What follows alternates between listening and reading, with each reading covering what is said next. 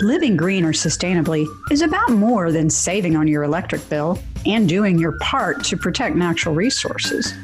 It is about a safer and healthier life for you and your family without sacrificing style, quality, or budget. This is a movement to provide all of us with clean air to breathe and water to drink, safe, healthy food to eat, and places to live, and energy to run the places where we live, learn, play, and work. The Everyday Green Home podcast helps you get the value of green for you, your family, and your community. Whether it's green homes, green living, or the people who make it happen, join me, Marla Esser Close, to learn how green and sustainability practices and products work for you and our world.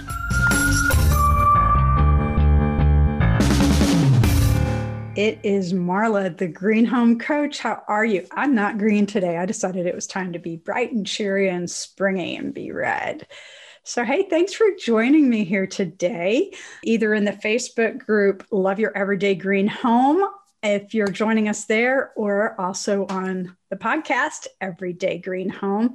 And both of these places for you to come to learn about ways to make your home or your clients' homes healthier, more comfortable, all through green and sustainable practices and products and just stuff that you can do.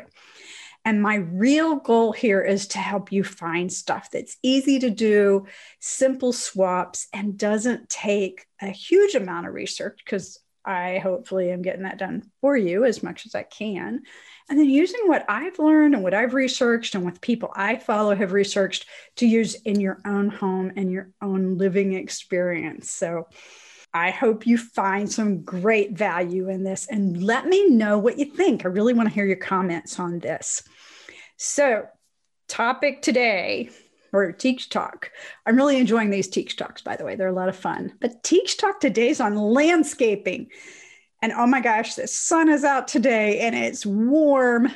And not too long ago, we were in the middle of a polar Arctic freeze. So today I'm like, oh my gosh, I can start thinking about my yard and our garden. And we've been planning all winter for it. So if you're listening to this in a winter time, rewind. But here's a couple of caveats. So number one, we are hobby gardening and land people, period. No expertise in our home at all, none. And that's okay, because I'm learning a whole bunch of us are like that, and that we're all trying to figure this out, and we're all trying to do things. And during the pandemic, oh my gosh, it was like this massive permission for us all to experiment. So experiment we did. And part of what I'm going to share today is how you can take those experiments a little bit further and how you might be able to keep experimenting, because your yard is your own little test plot, right? So it's a great place to do this. So number two caveat, I have absolutely no formal landscape training. Matter of fact, I really have a pretty brown thumb. It's only in the past 5-6 years that I've really learned that I can grow some stuff. I'm getting better success, but it's sometimes hit or miss. But we're having a lot of fun discovering what we can do, what we can grow, and learning from things that don't work. I mean, failure's the best teacher. So we've had lots and lots of learning opportunities.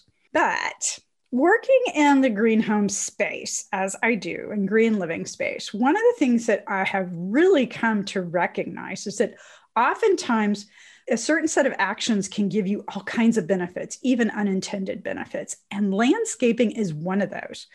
So let's say you think of landscaping, you're probably thinking of a beautiful backyard, a place to go hang out and relax or play games or have friends and family over, sit on your back patio. Maybe you have an outdoor cooking area or eating area. Perhaps you have a garden, a flower garden, a vegetable garden, an herb garden, or oh gosh, maybe you're lucky enough to have fruit trees, which I would love to have. All of these things are reasons for us to have landscaping on our own space. It may be for beauty, which I think is the first thing a lot of us think about, relaxation, recreation. And now a lot more of us are thinking about gardening for food. Edible gardens are a huge, huge topic and very popular right now. And we're all kind of figuring out different ways to do this.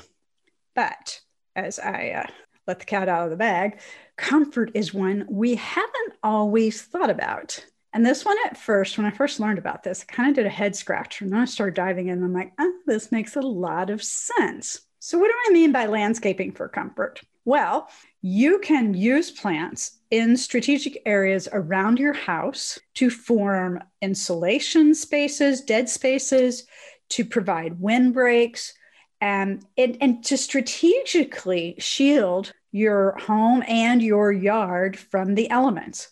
We live in Oklahoma, where the wind comes sweeping down the plain. And you know what I started recognizing when we'd be driving around? There are windbreaks everywhere. So the prevailing winds here come from the west, going to the east, although we get every direction.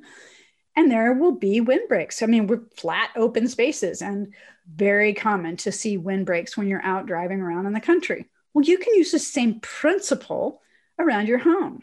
So I'm actually going to see if I can screen share for those of you that are watching the video. Hey, how about that? For those of you that are listening, I'm going to explain what I'm looking at. So what this is a little handout that I will put in the link so that you can see it as well, that really steps you through how thinking about your landscaping for beauty and for your comfort. So it all starts with understanding the energy flows that come in and out of your building and how that works with the sun. And the sun is the key generator of energy, and pretty much everything that happens on our planet revolves somehow or is involved somehow with the sun. So how your home is oriented on the land where it sits is the very first thing you want to look at, because you want to understand how you use the sunlight and not use the sunlight in the summer, especially here where we get very hot in the summer. We get cold in the winter, hot in the summer, just like everybody else, right? Unless you're in the Southern Hemisphere. Have I confused you yet? Okay, rewind. So how the sun is positioned on your home is going to bring in heat if it is the hot summer days, and you want that warmth to come in on the colder winter days. So how your house is positioned allows you to take advantage of the sunlight through your windows by warming walls, etc. So step one, understand your home, its orientation, and how it's positioned on the land where that home sits. Then you want to look at how you can use landscaping to reduce unwanted energy flows in and out of your house, your building. So your house sits on a foundation, and that foundation is oftentimes a source of leakage. So you can have foundation plantings around the edge of your home. You want to make sure they're in appropriate space from your foundation so they will still insulate, but not encroach upon the actual structure itself. Many nurseries and landscape people can help you with this, especially with plantings that are specifically going to operate and function and grow the best in your region. Because what grows well in Oklahoma is certainly not what grows well in Massachusetts. So you do want to use someone that really understands the regional effects. You also can use shade trees. These are a huge advantage because in the summer, they will shade those very sunny windows. So think about those windows where the sun's really strong in the summer. And then they'll lose their leaves in the winter to let that warm sunlight in the wintertime. Now, shade trees take a long time to grow. So this is not going to be a quick fix. This is something you're going to want to look at down the road to benefit down the road. But getting started today is absolutely the best time to get started because these trees take time. But it's one of the best investments that we can make in our future with that home and the land is a shade tree. You can also use trees and other plantings to shade hardscape, the concrete in and around your home, like patios, driveways, sidewalks. Anytime we can keep those materials a little bit cooler in the summer, it's going to release less heat around our home. And you can also use plantings for exterior shading when you can't yet have a shade tree big enough to provide the shade. So think of trellises or arbors. If you don't want a planted option, you could go with awnings or a solar screen on the outside to shade those windows. At my mom's house, she has a beautiful pergola over one of her outdoor areas, and it has a lot of grapevines and all kinds of beautiful greenery on it. And it provides a wonderful shade in our hot Oklahoma summers. And then it releases some of those leaves, so it lets through a lot more light and heat in the winter. So there's lots of different ways to look at this, but take a look at your home and understand how you can shade it in the summer to keep the hot sunlight off, and how that sunlight can come through to help warm it in the winter. Now, you can also, as we talked about earlier, plant shrubs, trees in key locations to shield from the prevailing winds. And I live in the state with great meteorology, but this is about the extent of my meteorology. But consulting with your local nursery, landscaper, and asking these questions about using your landscape elements to help protect the home and the property, I imagine they'll be very excited to work with you and to help you come up with a plan that's not only beautiful, but also is going to help you experience more comfort in your home and in your yard. A lot of times we'll see evergreen trees here or big evergreen shrubs because they keep their leaves throughout the year so they can provide that protection year round.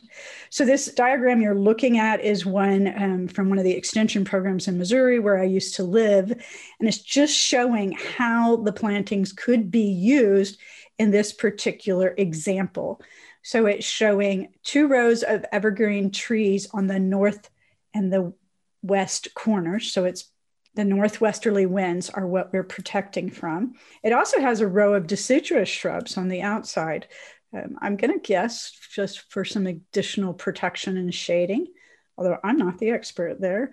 Then we have foundational plantings around the foundation of several sides of the home, as well as deciduous shade trees on the south side of the home. So this is a great layout to use those plants, not only for the beautiful part, but for protecting that home.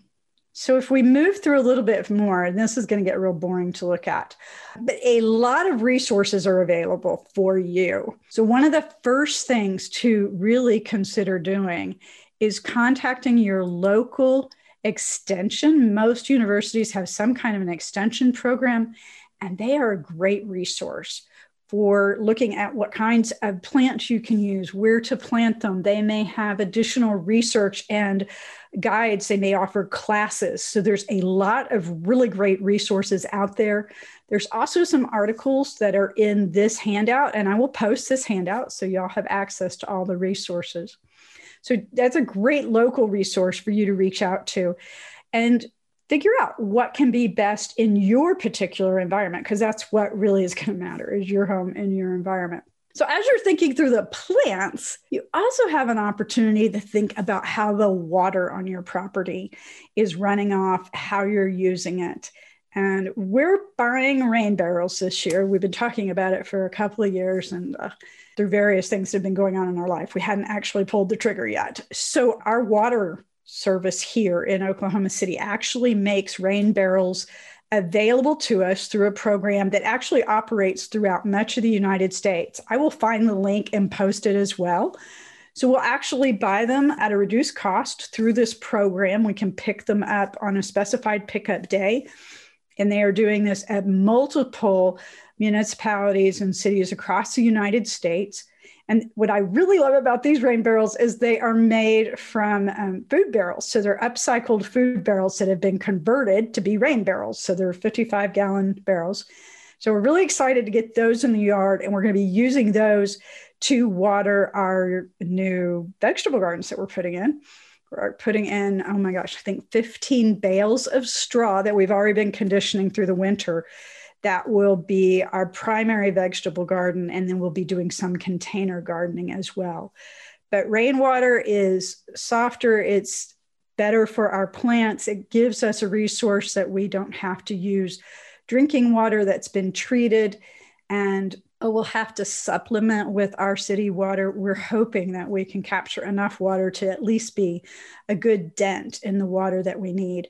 And we're also going to install drip systems. We actually have a local farmer here that we buy from quite a bit, and he has been super generous with his time and his resources and showed us what he's doing in his own farm as far as how he's planting things, his greenhouses, his drip systems, because he grows all sustainably. And so we're learning a great deal from him. And one of the things we've learned about is the drip systems. So we're going to be giving that a shot this spring, putting in these drip systems and putting them on a timer so we can just set it and go.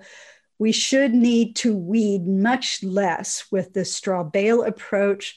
And it's also higher, so we don't have to kneel down to get low on the ground. And our soil here is not great in Oklahoma. So this straw bale approach allows us to use the nutrients that are in the straw bales, just a different approach. So I'm really excited that we're going to do more of it this year. We did a few last year and we had some pretty good success. So this combination of our garden and the rain barrels is going to be a new step for us this year. It's adding to the comfort and the beauty of our own backyard, as well as helping us to be more independent. So to me, that's just a win-win-win. So stay tuned to see how that goes. The other thing that's happening here a lot in Oklahoma that I don't have a good answer for yet is we have a lot of fences around our backyards here, and we have these really strong winds. So I haven't yet figured out, and I would be really open to some feedback and some comments, if there's ways for us to plant to help break the winds, but also to work in tandem with our fences. So this is a little bit different than anything I'd been exposed to before, because I lived in other parts of the country where we did not have this exact situation going on. So anybody has any ideas, please let me know. I would love to share them. And then the last thing that I would like to leave with you is, as you are looking at the plants for both comfort and beauty around your home, and even in your food gardens, use as much native planting as you can. You're probably hearing this a lot. But native plants take so much less resources. They take less water. They don't need chemical fertilizers and pesticides because they're naturally in the ecosystem there. If you have several complementary plants, they build their own little ecosystem and everything works together. So you don't need to introduce a lot of other things to that system in order for them to thrive. So native plants not only are better for our local regions, they are less work for us, which is woohoo. To me, I love anything that is a win-win like that. There are great resources in every state that I have looked with good native and regionally appropriate plants for that part of the country.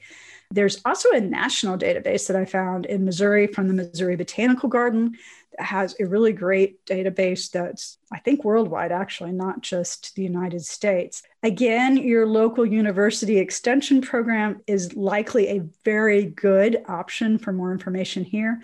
And most of the states that I have visited with on this topic have a gardening resource of some sort, a botanical garden, a gardening club, or some state resource that has this kind of information available. Again, this document that I'm going to post has some good places to get started, so you can definitely take a look there. And once you're using more native plants, you're not going to need all that fertilizing and pest control, or at least not the synthetic chemical ones. I think you'll be finding that you'll have a lot more natural and organic opportunities. We've been using an organic fertilizer for years now. I really love it. We can even buy it at our big box store. So that's been a great option. And natural pest control oftentimes comes built in with that natural system of plants. But there's also a lot of homemade remedies, and we're even starting to see more natural pest controls in the store if you're not a DIY person. So lots of great options to take advantage of what Mother Nature has already given us so that we can bring all of those together to have a beautiful and more comfortable experience in our yards and the land around our homes. I hope you got a couple of new tips today. I'm excited to get out in my yard. It's not going to be long, so we are starting to plan. We have our garden laid out. We'll be starting seedlings soon, so it's time. I'm determined to get this thumb a little bit greener as we go. So I would love to hear more about your own experiences with landscaping and how you're working with your own yard and any experiments that you've taken over this past year and what the results have been. So please be sure to leave a comment. You can find me on Instagram and Facebook at Green Home Coach, and let's see how it goes. Thank you so much for everything you're doing, and have a great green day. That wraps this episode of the Everyday Green Home Podcast. Get the show notes with all the resources mentioned in this episode, and be sure to subscribe on your favorite podcast app so you never miss an episode. Ready to get started? Get more information, how-tos, and resources in my private Facebook group, Love Your Everyday Green Home. See you there. And remember that living a little better and a little greener is easier than you think.